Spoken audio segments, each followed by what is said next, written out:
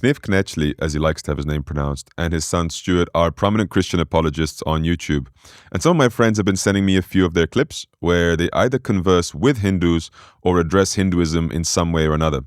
Now, I think they're interesting, brave, and very sincere about their faith, and honestly, I like them. However, as usual, there is a lack of understanding when it comes to Hinduism, which is understandable given how complex it is. Given that it's not their area of expertise, I find that Christian apologists will often read a book or speak to a professor, or even more commonly, speak to a few of their Indian friends to try to get to grips with Hinduism and its principles. But of course, the problem with that is that they often will get a very incomplete picture or a very skewed depiction of the actual Hindu landscape. It's like me meeting a Protestant and asking him to explain Christianity to me. I'll walk away from that conversation thinking Christianity rejects a vertical hierarchy, believes that they are justified by faith alone, and it has no tradition of saints. I then base my entire refutation of Christianity on that and receive an immediate backlash from millions of Catholics, Orthodox, etc., saying that I've completely misrepresented their faith.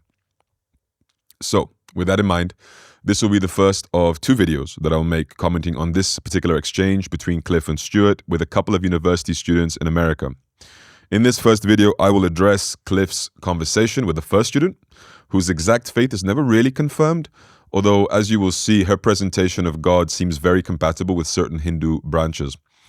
In my second video, that I'll release a little later, I will address his son Stuart and his conversation with the second student about the Hindu doctrine of karma, caste, and proselytization in general. So, let's watch the first clip.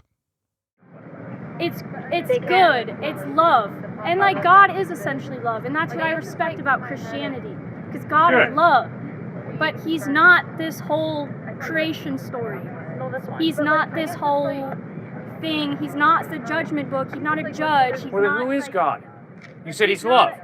I'm not saying he's, but I'm not trying to even put it into like a human term. Like it's not. It's like it's like energy. Okay, how does energy love? Energy Do you have a loving relationship love. with electricity? Energy is love. Energy is love. Is electricity love? Is nuclear power love? No, the energy. Well, then what are you talking in the about? world. What do you mean? How do you explain God? Very simple. God is a personal being, not an it. God is not electricity.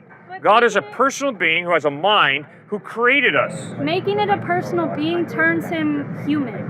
And No. humanity isn't divine. He's a spiritual being. He's not a human. Okay, so how do you define spiritual being? Good. Is that not energy? Is that not karmic energy like in the world? No, it's not electricity. Okay, so I didn't say electricity, I said energy. What do you mean energy? Like, okay, God, so you just... love. Life? Life is energy. It's Good. a form of God energy. is a living being. Absolutely correct.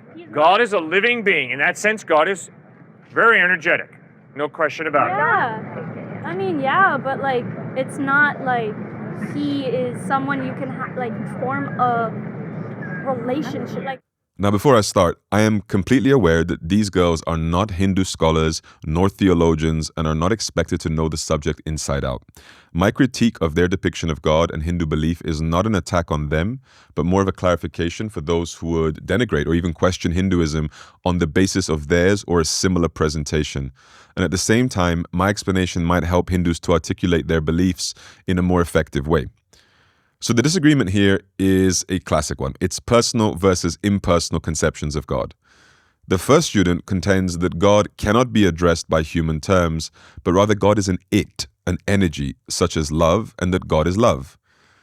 Cliffe then challenges that by saying that God is a personal being, not an energy.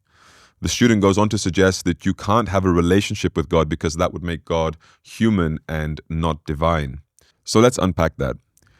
The idea that God is not a personal being, but rather an impersonal it, is essentially God is depicted in the philosophy of Advaita Vedanta. God is understood as transcendent to any material conception, name, form, etc., and is therefore only addressed as tat, or that. God is the substratum to reality, a unified field of consciousness, and that's what the student appears to be alluding to, in my opinion. However, that is just one viewpoint amongst many, much like Protestantism is in Christianity. You see, to most Vaishnavas, another branch of Hinduism, whose adherents are numbered in the hundreds of millions, God is a personal being, and the aim of life is to attain a perfect, loving relationship with Him. Now, the student asked Cliffe, how do you explain God? And I, a Hindu Vaishnava, generally agree with Cliffe's simple answer. God is a personal spiritual being. But now let me take the time to present it in more precise terms. You see, for Vaishnavas, from the ultimate perspective, God is truly inconceivable to the limited human intellect, but not for the same reason as for the impersonalists. You see, to them, God lies beyond words and any concepts. Its nature is truly indescribable. You see, for us, it isn't like that. He can be spoken of and described, but never completely, due to the natural limitation of words and ideas. Now, we believe that we can say true things about God's nature, but we cannot say all true things about God, and therefore we say that he is ultimately inconceivable. So let's dive into the things that we can say about God in order to answer the student's question from a Hindu Vaishnava lens. How do you explain God? You see, in Vaishnava philosophical terms, God is considered to be a Vashishta entity, a substance defined by his qualities. To give a classical analogy, a blue lotus is a lotus qualified by its blue color. In this case, the lotus is the substance, which we term as the Visheshya, while the blue color is the quality, which we term as Visheshana. Combining the two, the complete qualified substance is called a Vashishta entity. So of course it begs the question, what is God's substance and what are his qualities that make up the totality of who God is? So according to the Taittiriya and the Mundaka Upanishads, God's substance is his inherent nature, otherwise known as his Swarupa, and it is defined as Satyam, meaning existence, Jnanam, consciousness, Anantam, infinitude, Amalam, purity, and Ananda, bliss or love. To be clear, I am saying that God literally is the embodiment of these characteristics. He is existence itself. He is consciousness itself. He is infinitude itself. He is purity and he is bliss or love. Now, for a lot of people, that's it. That's the answer, including for the student in the video. In fact, so many New Age spiritual people's concepts of God can be summarized by this Upanishadic description. Statements like God is the universe, or God is love, or God is consciousness, or even energy are pretty much what I just presented. They're just a little less nuanced and incomplete. That's because we're just describing God's substance without qualifying it by its attributes or energies. It's like speaking about the sun without mentioning its luminous radiance and heat that it projects outward, when it's precisely those things that cause the sun to have a relationship and meaning for us. Or perhaps even a better example, imagine being asked who your father is, and your answer is some muscles, bones, blood, hair, water, etc., without ever mentioning anything about his personality, his qualities. That is what it is to speak about the substance without its qualifying attributes. So God's qualities are the very same ones that comprise his nature, but in an attributive sense. So not only is God the embodiment of those 5 characteristics I mentioned earlier, he is also their possessor and source. Let me explain what that means. God is Ananda, bliss, as well as the possessor of Ananda. I am saying that God is both bliss as well as blissful. He is love and he is a lover. He is consciousness, or jnana, as well as the possessor of consciousness, a knower. He is existence and exists. He is purity and is pure. He is infinitude and is infinite. Now, there are plenty more ways that we can speak of God, with more qualities, both primary and secondary, and the Puranic literature is filled with such descriptions. I'll give you an example. Jnana Shakti Baleshwarya Virya Tej Amsha Sheshataha Bhagavat Shabda Vachani Vinaya Heyar Gunadibihi. Bhagavan, or God, possesses the attributes of omniscience, potency, boundless strength, sovereignty, vigor, and beauty in all their perfection, without any unappealing qualities. So says the Vishnu Puran in Book 6, Chapter 5, verse 79. And like that, honestly, there are many, many more verses that unpack the boundless beauty of who God is. But I don't think we need to go further into the topic for the purpose of this video. Instead, I want to take us back to the video of Cliffe and the student to see the next part of their exchange. I'm How not do you gonna- know that? How do you know you can't have a relationship with God? But that's my truth. I can't have. Is it possible that your truth is wrong? Is it possible my truth is wrong? That's what makes it a belief, and that's why I'm saying this whole thing is a belief, and you like trying to convince people that it's like a truth is kind of going past the obvious explanation that it is just a belief. Oh, And it's your I am truth, so sorry. my truth. I thought we were on a university campus that is committed to the liberal arts education, which is based on the idea that we all have different philosophies, different beliefs, and what an education is a free exchange of ideas where we begin to challenge each other and ask each other, what's the evidence of what you believe is true? So you're doing That's this- where I thought we were, at a university. I didn't know we were at a place that says, it doesn't matter what you believe, because everything is true. I thought we were at a place where a professor said, that answer's wrong. And if you don't learn to study and get in touch with reality, truth, you're going to flunk out of this place. I am so sorry I'm under this misconception that we're in a university. We're a liberal arts education. The free exchange of ideas, the questioning and challenging each other. What do you believe and why do you believe it? I thought that's what this place was all about. I'm so sorry for my misunderstanding.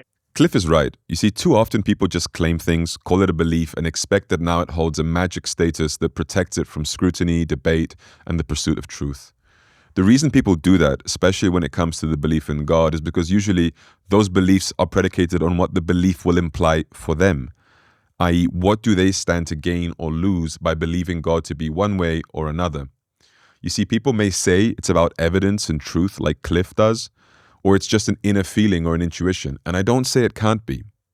But more often than not, the kind of God we believe in or reject is a marriage of evidence, logic, faith, intuition, but honestly and sadly, even more so, it's about convenience and self-interest. It has very little to do with truth.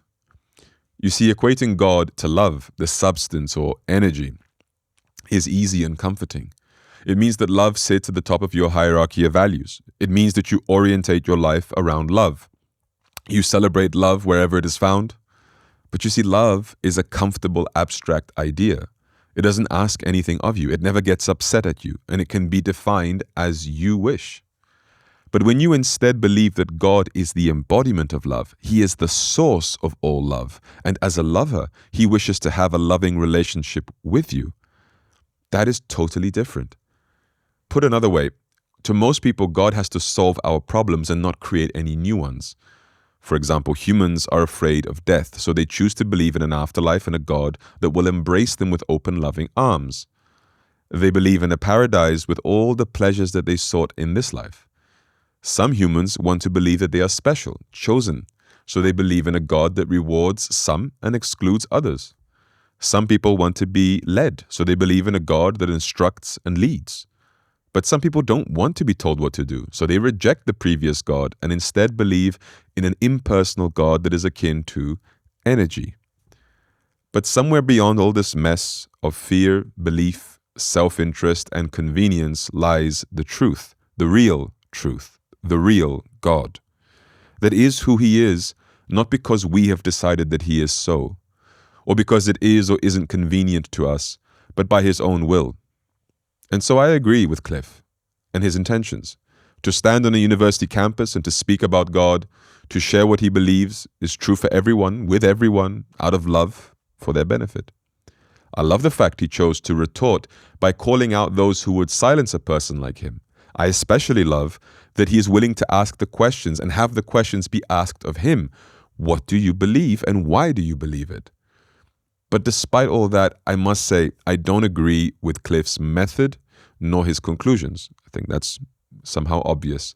But I will leave my critique of that particular issue, especially the method, to his son and our second video, where those issues are demonstrated even more clearly. Jai Gurudev.